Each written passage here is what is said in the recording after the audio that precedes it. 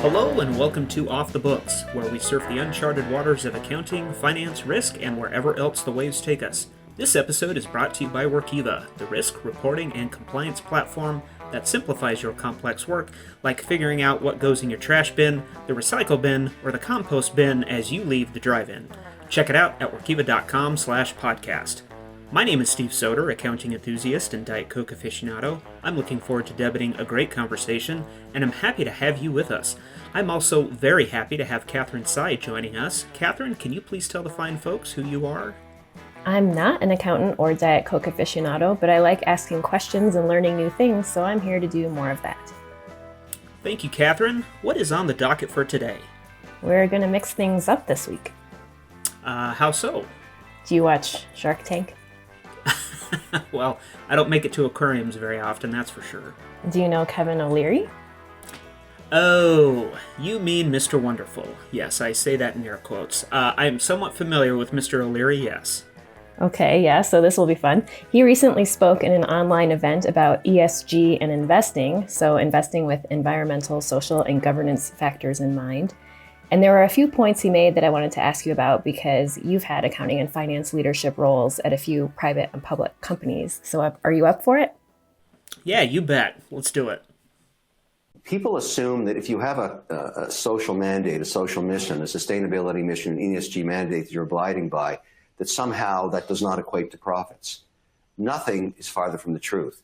Companies that take on these very complex societal issues and particularly make it clear to the customers that are buying their goods and services that this is part of their DNA, part of their business model, are richly rewarded with very, very strong profits because people get on board, become very loyal to the brands, the goods, the services. Yeah, Catherine, so that's a very common sentiment. And honestly, I think it's something that a lot of companies are trying to use to their advantage right now. I wanted to see if you think what Mr. Wonderful said about profits is true, because as an amateur armchair investor, it seems like investing in better ESG performance might hurt short-term profits, but I could definitely see it being a profitable long-term strategy.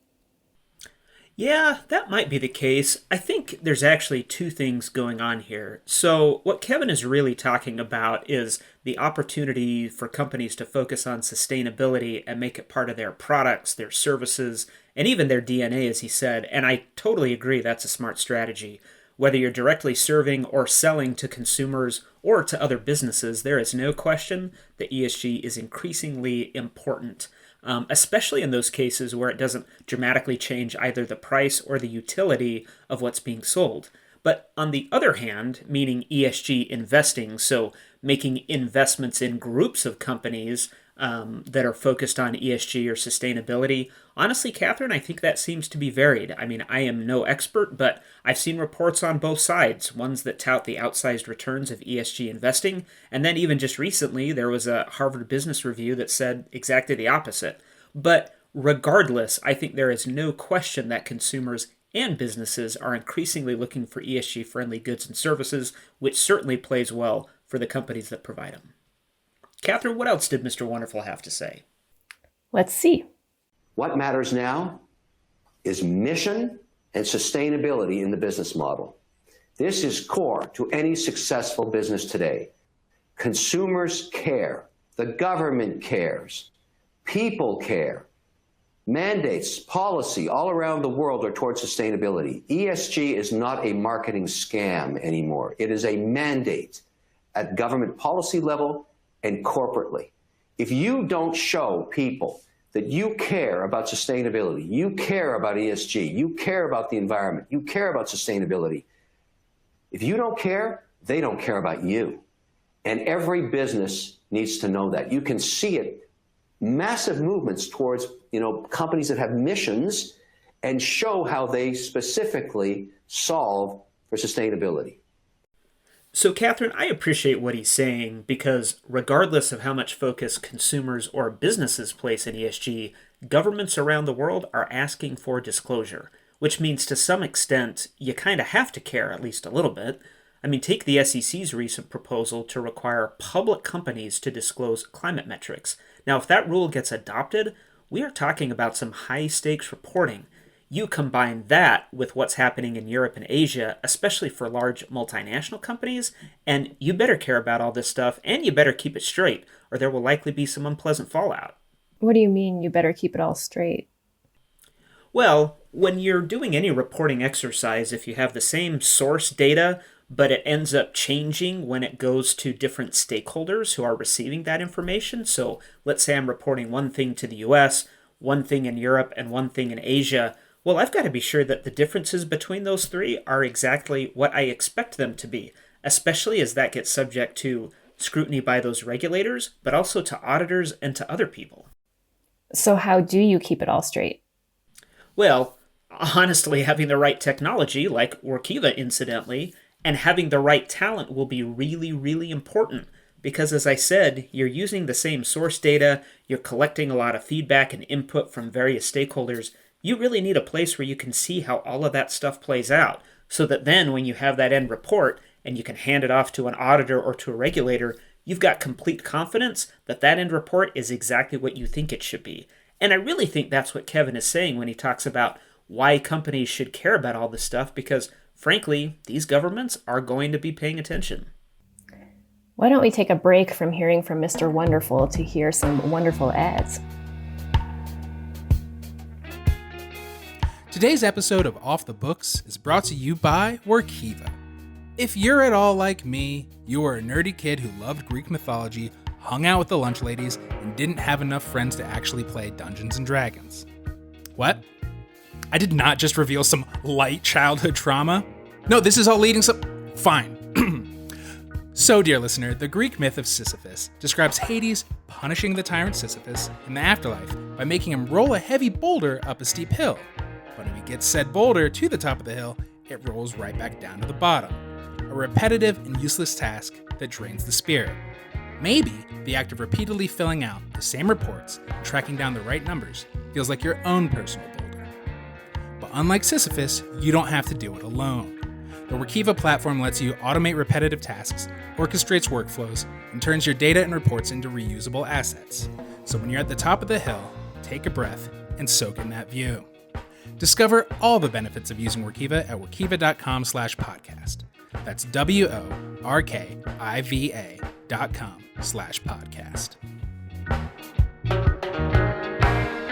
All right, let's get back to Kevin O'Leary and his thoughts on ESG investing with our third soundbite from Kevin. ESG really matters, and it matters because it's not just corporately driven, it's consumers making that decision, buying one product over another, understanding where the company's policy is, what their mission is, how they're giving back, and how they're being sustainable makes the companies more profitable. So ESG compliance is a big deal. And so I will not invest in companies that are not willing to go through a carbon audit. And many companies approach me all the time, and they know that's how I think. So, and I'm not the only one. There's millions of us as investors that want to see this fixed. So, Catherine, this is interesting because I think there's really two parts to what he's saying. It actually isn't just enough to be doing all of this stuff behind the scenes. I mean, people like to gripe about ESG being like a big marketing thing, and I guess to some extent it kind of has been and might continue to be a little bit. But the thing is, if you're not telling your story, right, if you're not actually going through that sort of marketing-ish exercise, well, how are these stakeholders, either governments or your customers, who really care about the stuff, how are they even going to know what you're doing? Yeah, and I think the key ingredient has to be trust. You have to be able to back up your numbers, track your progress, and be transparent. So if we said something was kid tested or mother approved, or 2 out of 3 dentists agree, in the ESG world, you have to be able to back that up. Exactly. That is exactly right. And I think more and more, and this is kind of to Kevin's point, but especially to the SEC's point and other regulators' points, they are not going to tolerate that kind of, hey, we're just going to say it, but we can't actually back it up. And I think that's why some of these back-end things that we've been talking about become so important for companies as they start doing this ESG reporting. Well, I think it's time for the closing question of the day. Wait. But we don't have any guests, and I'm not sure I want you to ask me the closing question of the day. Like, are we doing this? Yeah, why not? Oh boy. All right, here it comes. Well, I have two choices. I'm going to ask my first one here. Since we are talking with Kevin O'Leary of Shark Tank, is there a startup that you'd pitch to the sharks on Shark Tank, Steve? You know what? When I was a 8-year-old kid, I was a subscriber to Boys Life magazine. I'm not even sure that's PC to say, but Boys Life magazine, and in the back, you could pay, I think it was $5, and they would send you this kit where you could go and sell, I think, stationery products door to door. So shocker, right? I had to pay $5 just so I could go hawk their stuff. I did that. I earned a pocket knife, and I'm wondering maybe I could go back to that and take it large scale. So perhaps my stationery selling business as an 8-year-old could go on Shark Tank. I don't know. What do you think they'll say? It's a big fat no. Okay. All right. Well, I guess we can move on. How about you, Catherine? I can't let you get off that easy.